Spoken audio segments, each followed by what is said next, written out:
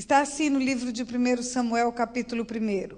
Houve um homem de Ramataim, Zofim, da região montanhosa de Efraim, cujo nome era Eucana, filho de Jeroão, filho de Eliú, filho de Tou, filho de Zuf, efraimita. Tinha ele 2 mulheres. Uma se chamava Ana e a outra Penina. Penina tinha filhos, Ana, porém, não os tinha. Este homem subia da sua cidade de ano em ano a adorar e a sacrificar ao Senhor dos Exércitos em Siló. Estavam ali os 2 filhos de Eli, Ofni e Finéias, como sacerdotes do Senhor. No dia em que Eucana oferecia o seu sacrifício, dava ele porções deste a Penina, sua mulher, e a todos os seus filhos e filhas. A Ana, porém, dava porção dupla, porque ele a amava, ainda mesmo que o Senhor a houvesse deixado estéril. A sua rival a provocava excessivamente para a irritar, porquanto o Senhor lhe havia cerrado a madre. E assim o fazia ele de ano em ano. E todas as vezes que Ana subia à casa do Senhor, a outra a irritava, pelo que chorava e não comia. Então Eucana, seu marido, lhe disse: Ana, por que choras? E por que não comes? E por que estás de coração triste? Não te sou eu melhor do que 10 filhos? Após terem comido e bebido em Siló, estando Eli, o sacerdote, assentado numa cadeira junto a um pilar do templo do Senhor, levantou-se Ana e, com amargura de alma, orou ao Senhor e chorou abundantemente. E fez um voto, dizendo: Senhor dos Exércitos, se benignamente atentares para a aflição da tua serva, e se de mim te lembrares, e da sua serva te não esqueceres, e lhe deres um filho varão, ao Senhor o darei por todos os dias da sua vida, e sobre a sua cabeça não passará navalha. Demorando-se ela no orar perante o Senhor, passou Eli a observar-lhe o movimento dos lábios, porquanto Ana só no coração falava. Seus lábios se moviam, porém não se lhe ouvia voz nenhuma. Por isso Eli a teve por embriagada. E lhe disse: até quando estarás tu embriagada? Aparta de ti esse vinho. Porém Ana respondeu: não, Senhor meu, sou mulher atribulada de espírito. Não bebi nem vinho, nem bebida forte. Porém venho derramando a minha alma perante o Senhor. Não tenhas, pois, a tua serva por filha de Belial, porque pelo excesso da minha ansiedade e da minha aflição é que tenho falado até agora. Então lhe respondeu Eli: vai-te em paz. O Deus de Israel te conceda a petição que lhe fizeste. E disse ela: acha tua serva mercê diante de ti? Assim a mulher se foi seu caminho e comeu, e o seu semblante já não era triste. Levantaram-se de madrugada, adoraram perante o Senhor, voltaram, chegaram à sua casa em Ramá. Eucana coabitou com Ana, sua mulher, e lembrando-se dela o Senhor, ela concebeu. E passado o devido tempo, teve um filho, a que chamou Samuel, pois dizia: do Senhor o pedi. Subiu Eucana, seu marido, com toda a sua casa, a oferecer ao Senhor o sacrifício anual e a cumprir o seu voto. Ana, porém, não subiu. E disse a seu marido: quando for o menino desmamado, levá-lo-ei para ser apresentado perante o Senhor e para lá ficar para sempre. Respondeu-lhe Eucana, seu marido: faze o que melhor te agrade. Fica até que o desmames. Tão somente confirme o Senhor a tua palavra. Assim ficou a mulher e criou o filho ao peito, até que o desmamou. Havendo-o desmamado, levou consigo um novilho de 3 anos, um éfa de farinha, um odre de vinho, e o apresentou à casa do Senhor a Siló. Era um menino muito criança. Imolaram o novilho, trouxeram o menino a Eli, e disse ela: ah, meu Senhor, tão certo como vives, eu sou aquela mulher que esteve aqui contigo orando ao Senhor. Por este menino orava eu, e o Senhor me concebeu a petição que eu lhe fizera, pelo que também o trago como devolvido ao Senhor, por todos os dias que viver, pois do Senhor o pedi. E ali eles adoraram o Senhor. História preciosa, né? A Bíblia, queridos, ela não esconde coisas erradas. Às vezes a pessoa pega a Bíblia e fala: Mas tem bebida na Bíblia, mas tem homicídio na Bíblia? Tem. Toda a verdade que envolveu o povo de Deus, ela é trazida à luz, ao nosso conhecimento. E através da palavra, nós podemos tirar lições para as nossas vidas e aprender com os personagens da Bíblia. E aqui conta uma história de um triângulo amoroso. Havia um homem com duas mulheres, Ana e Penina.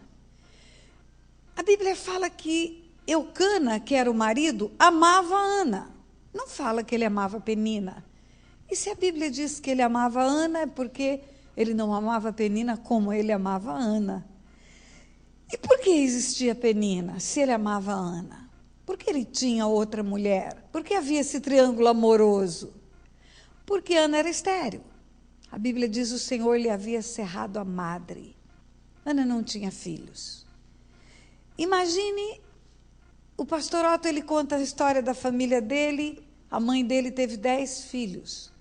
10 filhos há 120 anos atrás. Entre 100 e 150 anos atrás. Nasceram essas crianças. Entre 100 e 80 anos atrás. Imagine no tempo de Ana e Eucana. 10 filhos era pouco para uma mulher. Ela tinha muitos filhos. E Eucana era um levita, ele era da tribo de Levi, ele era descendente de Levi. E a descendência faz o nosso nome continuar. Se não temos filhos, em nós acaba a geração. E Eucana queria filhos, ele queria continuar a sua descendência. E aí, eles dão um jeitinho. Eu acredito que foi igual a Abraão e Sara. Sara era estéril, tinha uma promessa de Deus que geraria filhos, não esperou, apressou, porque pelas regras do homem, pela biologia, a mulher precisa ter filhos enquanto ela tem hormônios para gerar óvulos, e Sara não tinha mais. A Bíblia diz que havia cessado o costume das mulheres. Se fôssemos trazer para a nossa linguagem, já tinha passado da menopausa. Como ia ter filhos? Mas Deus prometeu. Deus disse que Sara geraria, porque quando disse que Abraão geraria, estava incluído Sara. E nós conhecemos a história, depois Sara gerou. Mas ela apressou-se, Abraão apressou-se também. E arrumaram uma escrava para ter um filho de Abraão. Deve ter acontecido a mesma coisa aqui. Ana é estéril, quer filhos, e Penina não é estéril, então vamos ficar os 3 na mesma casa. Mas a Bíblia fala com todas as letras o que acontecia.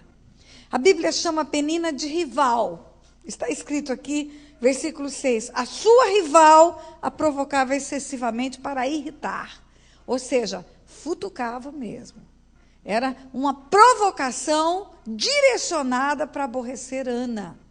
E irritava Ana quando? Quando eles iam para a tenda da congregação, uma vez por ano, adorar ao Senhor. Nós aguardamos com expectativa gostosa o domingo, adoramos uma vez por semana juntos, adoramos todos os dias sozinhos, mas uma vez por semana juntos. Imagine uma vez por ano só. A grande expectativa que não era, que vestido eu vou usar, como vai ser esse dia, como vai ser o comportamento dos meus filhos, como eu vou fazer para chegar lá. Era um grande dia. E Ana, nesse grande dia, só tinha aborrecimento. A Bíblia diz que ela só chorava. Só chorava. E a rival a irritava. E aqui o marido, que a amava, porque está escrito, na hora de dividir o banquete, como nós vamos ter um banquete aqui depois da celebração, diz assim, no dia em que Eucana oferecia o sacrifício, ele dava porções para Penina, a mãe dos filhos que ele tinha, mas para Ana, que ele amava, ele dava porção dupla, ele dava 2 vezes mais para Ana. Penina come um pedaço de assado, para Ana ele dava 2. Ele não entendia que o que Ana precisava não era de presentes, de guloseimas. Ana precisava de muito mais do que aquilo. Mas muitas pessoas agem desse jeito. Até os pais com os filhos. não dão atenção, não dão amor, não dão tempo, e acha que cuidar de alguma coisa vai resolver o problema.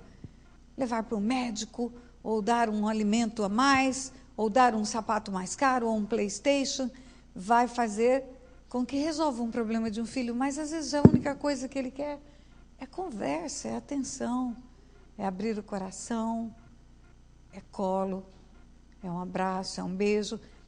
E Eucana tratava a Ana assim. Talvez, se fosse nesse tempo, ao invés de dar porções duplas, ele daria um cartão de crédito. Vai lá na Ross, vai lá no mall, né? Vai lá resolver a sua insatisfação. Aqui ele dava comida, enchia de comida. E Diane e Ana era assim. E ainda ele faz uma pergunta para ela. A Bíblia diz que Diane e Ana, e assim ele fazia, Diane e Ana, todas as vezes que Ana subia à casa do Senhor, a outra irritava. A Bíblia chama rival a outra, a Penina. Irritava e Ana chorava e não comia. Não comia. A primeira anoréxica do mundo, eu acho que era a Ana. Não comia. E aí o marido Eucana chega para ela e fala assim: Ana, por que choras? Por que não comes? Por que estás de coração triste? Não sou eu melhor do que 10 filhos? Ou seja, eu não sou bonzão? Por que você não fica feliz comigo? Né? Por que choras? Ele não sabia que havia uma tristeza muito grande no coração daquela mulher por sua esterilidade. Ela queria ter filhos, queria pegar filhos nos seus braços. Ela queria ter vida gerada dentro de si. E aí um dia, eu não sei quanto tempo passou, porque já diz que Penina tinha filhos e filhas. Fala no plural. No dia em que Eucana, versículo 4, no dia em que Eucana oferecia o seu sacrifício, ele dava porções a Penina, sua mulher, e a todos os seus filhos e filhas. Então era uma renca de filhos, era uma turma muito grande. Mas para Ana ele dava mais do que para todo mundo. Então muitos anos se passaram, porque para cada filho estar no ponto já de ir para a tenda da congregação, para ir a Siló adorar, uma gestação, desmamar 1 ano, a criança viajava às vezes dias para chegar lá em Siló.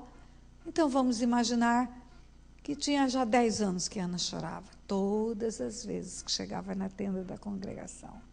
Chorava e não comia, e ganhava porções duplas, mas não adiantava, porque não comia. Não era a comida que ela queria. E Eucana dizia, não sou eu melhor do que 10 filhos, mas ela amava Eucana, mas ela queria mais do que isto. E aí um dia ela vai chorar lá na frente. Ela resolveu não chorar mais no banco. E ela foi chorar lá na frente. Após terem comido e bebido, ela levantou-se e, com amargura de alma, orou ao Senhor e chorou abundantemente. Interessante que aqui está dito com todas as letras, amargura de alma. Uma mulher de Deus pode ter amargura de alma? Pode. Alma triste, amargurada. Assim estava Ana, era uma mulher de Deus. Estava falando com Deus, buscando em Deus resposta, buscando em Deus a solução. E estava chorando. Com amargura de alma, chorou abundantemente. Quando a Bíblia diz abundantemente, é muito choro. Quando ela diz abundante chuva, é muita chuva. Ana chorou muito, muito, muito. Não foi esse chorinho que a gente deu aqui hoje, não. E fez um voto. E disse que se Deus desse um filho para ela ia consagrar ao Senhor. Quando ela fala assim, na sua cabeça não passará navalha, é porque havia uma consagração que era chamado nazireado. Os nazireus eram consagrados a Deus, desde o nascimento até a morte. E o cabelo comprido era um símbolo disso. Não era que o cabelo é que era a consagração. A consagração era um estilo de vida. Mas o cabelo era um sinal e símbolo, igual uma aliança. Uma aliança não é um casamento, é um sinal e símbolo de um casamento. Um casamento é um pacto feito entre 2 pessoas.